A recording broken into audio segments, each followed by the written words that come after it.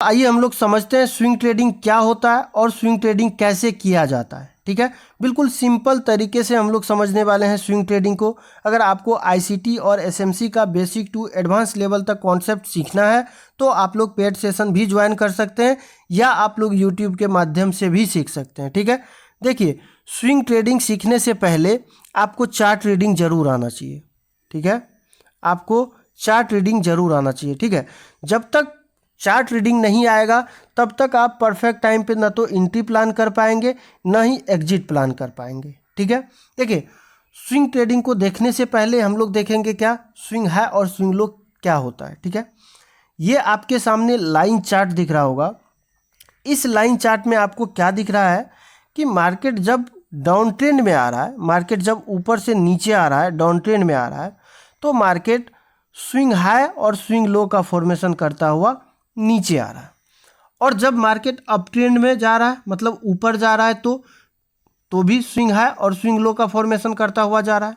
ठीक है, इसी को हम लोग आईसीटी और एसएमसी का भाषा में बोलते हैं लोअर हाई और lower low, lower high lower low. और जब मार्केट ऊपर जाता है तो हायर हाई और higher low, higher high higher low बोलते हैं। ठीक है, तो आपको सिंपल और स्विंग लो को क्यों देखते हैं, क्योंकि अगर आप स्विंग ट्रेडिंग करते हैं तो आपको क्या करना होता है, स्विंग हाई पे सेल करना होता है और स्विंग लो पे क्या करना होता है, बाय करना होता है।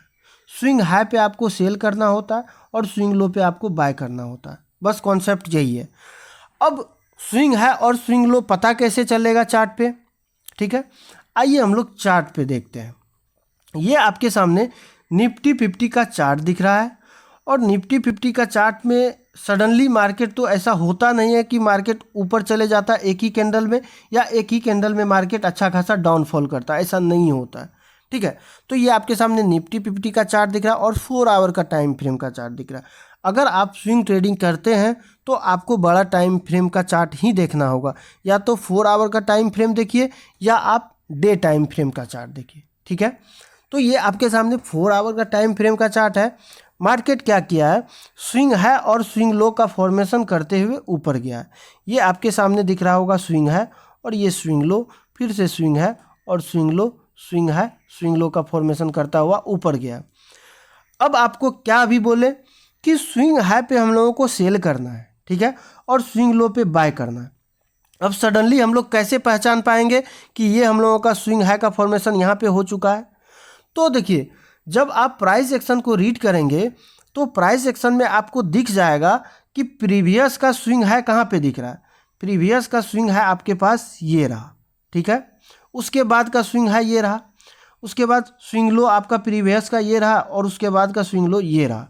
तो होगा क्या कि बार बार स्विंग हाई और स्विंग लो जो ब्रेक होगा उससे आपको पता चलेगा कि यहाँ पे मार्केट स्विंग लो और स्विंग हाई का फॉर्मेशन कर चुका है। देखिए ये आपके पास स्विंग हाई है, ये आपके पास स्विंग लो है, फिर से ये स्विंग हाई है, ये हम लोगों के पास स्विंग लो है, या ये होगा स्विंग लो। अब हम लोग कैसे पकड़ पाएंगे, देखिए जब भी आप बड़ा टाइम फ्रेम मतलब 4 आवर का टाइम फ्रेम पे स्विंग हाई और स्विंग लो को देखते हैं तो हम लोग इंटरनल नहीं देखेंगे, एक्सटर्नल देखेंगे। एक्सटर्नल क्या होता है, हम लोग एक्सटर्नल देखेंगे मतलब कि बड़ा रेंज को पकड़ेंगे, न कि छोटा रेंज में फंसेंगे। छोटा रेंज में बिल्कुल नहीं फंसना है।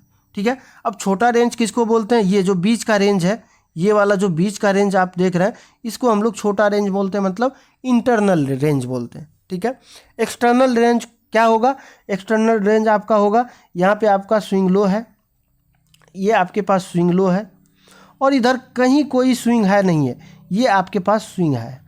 आप इसको क्यों बोलेंगे स्विंग है, अभी जस्ट बोले कि आपको एक्सटर्नल रेंज को पकड़ना है न कि इंटरनल रेंज को पकड़ना है।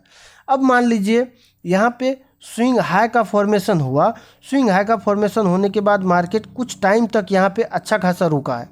रुकने के बाद अगर आपका इस जगह पे आप सेल करते हैं, सेल करने के बाद आपका टारगेट कहाँ तक होना चाहिए, तो आप लोग जब पीओआई को पढ़े होंगे आईसीटी और एसएमसी का कॉन्सेप्ट में, पीओआई क्या होता है, पीओआई को हम लोग बोलते हैं पॉइंट ऑफ इंटरेस्ट। अब पीओआई में क्या क्या आता है, ऑर्डर ब्लॉक आता है, ओबी आता है, एफबीजी आता है, उसके बाद गैप इम्बैलेंस आता है, उसके बाद वॉल्यूम इम्बैलेंस आता है, ठीक है, लिक्विडिटी स्वीप आता है, ये सारा चीज़ हम लोगों का पीओआई के अंदर आता है। जब आप इस स्विंग हाई पे सेल करते हैं तो आपका टारगेट नीचे से देखेंगे प्रीवियस का ऑर्डर ब्लॉक या volume imbalance, gap imbalance, FVG किस जगह पे दिख रहा है। ये आपके सामने एफवीजी दिख रहा है, लेकिन ये एफवीजी क्या है, मिडिकेट है, ये एफवीजी मिडिकेट है। अब हम लोगों का नीचे का क्या बच रहा है, नीचे का बच रहा है ये ऑर्डर ब्लॉक, ठीक है, ये ऑर्डर ब्लॉक। अगर आप इस जगह पे सेल करते हैं तो आपका ऑर्डर ब्लॉक टारगेट होगा, ठीक है।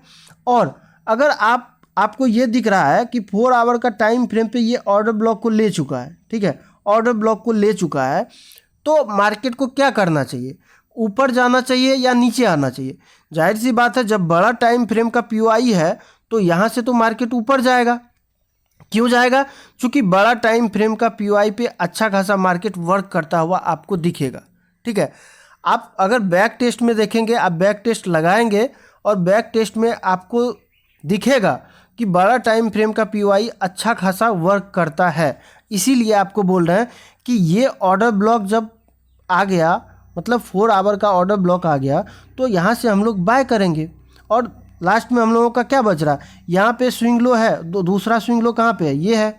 अब इस स्विंग लो के पास जब हम लोग बाय करेंगे तो हम लोगों का टारगेट कहाँ पे होगा, ये स्विंग है हम लोगों का क्या होगा, टारगेट होगा, ठीक है। मार्केट में टारगेट भी देता हुआ दिख रहा है आपको। उसके बाद एक नया स्विंग है यहाँ पे बना, नया स्विंग है का फॉर्मेशन होने के बाद हम लोगों का क्या करना चाहिए, मार्केट को नीचे आना चाहिए। अब देखिए मार्केट यहाँ से नीचे भी आया है। जब आप स्विंग हाई के पास, अगर आप ये बोलेंगे कि सर यहीं पे स्विंग हाई क्यों बनेगा, ऊपर भी तो बन सकता है, आपको यहाँ पे मल्टीपल कॉन्फर्मेशन मिल रहा है। क्या कॉन्फर्मेशन मिल रहा है, ये रेड कैंडल इस ग्रीन को स्वीप कर रहा है ऊपर से। जब भी कोई भी कैंडल ऊपर से स्वीप करता है तो आपको दिखेगा मार्केट अच्छा खासा नीचे आता हुआ दिखेगा, ठीक है। और जब भी नीचे से स्वीप करता है तो मार्केट अच्छा खासा ऊपर जाता हुआ दिखेगा, ठीक है। इसीलिए हम लोग यहाँ पे कॉन्फर्मेशन को देखते हुए इसको बोले स्विंग है, ठीक है। यहाँ पे जब आप सेल करते हैं तो आपका पीओआई कहाँ पे दिख रहा है, नीचे का। ये एक आपके सामने क्या दिख रहा है, गैप इम्बैलेंस दिख रहा है। गैप इम्बैलेंस तक नहीं आया, लेकिन एटलीस्ट मार्केट इसका नज़दीक तो आया है। अब कुछ लोग ये बोलेंगे, अब क्वेश्चन ये होगा कि सर ये जो गैप इम्बैलेंस है, ये गैप इम्बैलेंस तक मार्केट नहीं आ पाया, तो यहीं पे क्यों सेल कर दे। भाई साहब, आपको पता हो कि ट्रेलिंग स्टॉप लॉस क्या होता है, उसका यूज अगर आप करते हैं तो आपके मन में ऐसा कोई भी डाउट नहीं रहने वाला है। चूँकि ट्रेलिंग स्टॉप लॉस का यूज करना चाहिए स्विंग ट्रेडिंग में, ठीक है। अब ट्रेलिंग स्टॉप लॉस क्या होता है हम लोग नेक्स्ट सेशन में देखेंगे, ट्रेलिंग स्टॉप लॉस क्या होता है, ठीक है। तो सिंपल ये था कि आपको जब स्विंग हाई दिख रहा हो तो उस जगह पे सेल करते हैं, और स्विंग लो दिखता है तो आप बाय करते हैं। फिर से स्विंग हाई दिखे तो आप सेल करेंगे, फिर से स्विंग लो दिखे तो आप बाय करेंगे। सिंपल फंडा है, आप स्विंग लो को देखिए और स्विंग हाई को देखिए, स्विंग हाई पे आप सेल करिए और स्विंग लो पे क्या करेंगे, आप बाय करेंगे। और एसएल आपका पीओआई टू पीओआई रहेगा। अगर आप पीओआई को रीड कर रहे होंगे तो आपका दिख रहा होगा, इस जगह पे गैप इम्बैलेंस दिख रहा होगा, या आपको इस जगह पे ऑर्डर ब्लॉक दिख रहा होगा। मार्केट ऊपर गया, इसके ऊपर ब्रेक किया, ब्रेक करने के बाद ये आपके पास क्या दिख रहा है, ये वॉल्यूम इम्बैलेंस दिख रहा है, ये आपका लिक्विडिटी स्वीप दिख रहा है। तो होता क्या है कि आप लोगों को कॉन्सेप्ट सीखना होगा। अगर आप सिंपल स्विंग हाई और स्विंग लो को देखते हुए ट्रेड ले रहे हैं तो फिर आप बोलेंगे कि सर ये तो गलत होगा ना। स्विंग हाई और स्विंग लो को सिंपल देखने के बाद अगर आप ट्रेड ले रहे हैं तो वहाँ पे फिर आप ट्रैप भी हो सकते हैं। इसीलिए हो सकते हैं क्योंकि आपके पास कॉन्सेप्ट नहीं है, ये कॉन्सेप्ट नहीं है कि आप नीचे कहाँ तक आएंगे। तो नीचे आएंगे पीओआई तक। पीओआई क्या होता है, पॉइंट ऑफ इंटरेस्ट होता है। अब पॉइंट ऑफ इंटरेस्ट में क्या क्या आता है, ऑर्डर ब्लॉक आता है, एफबीजी आता है, वॉल्यूम इम्बैलेंस आता है, गैप इम्बैलेंस आता है, ये सारा चीज़ आता है। अगर पीओआई से रिलेटेड कोई भी क्वेश्चन हो तो आप लोग चैनल पे जाइए और सारा वीडियो पड़ा हुआ है, आप लोग वहाँ से सीखिए और देखिए, ठीक है। स्विंग ट्रेडिंग का एंट्री पॉइंट को हम लोग कल समझेंगे कि स्विंग ट्रेडिंग में आप लोग किसी भी स्टॉक पे एंट्री प्लान और एग्जिट प्लान कैसे करेंगे, प्रॉपर एसएल को मेंटेन कैसे कर पाएंगे, ठीक है। तो आशा करते हैं आपको ये वीडियो अच्छा लगा होगा। अगर अच्छा लगा तो लाइक करिए और चैनल को ज़रूर सब्सक्राइब करिएगा।